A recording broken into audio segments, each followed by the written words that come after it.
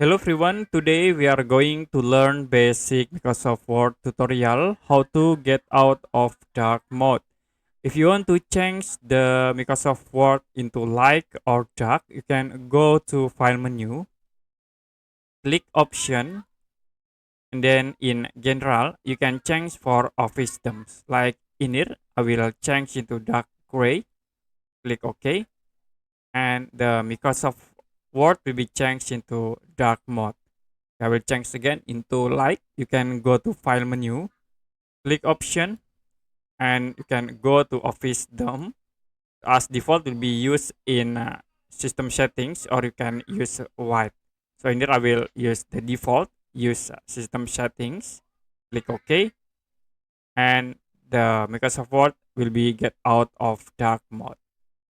Okay, that's it for basic Microsoft Word tutorial, how to get out of dark mode. If you have any question about tutorial, you can comment below this video.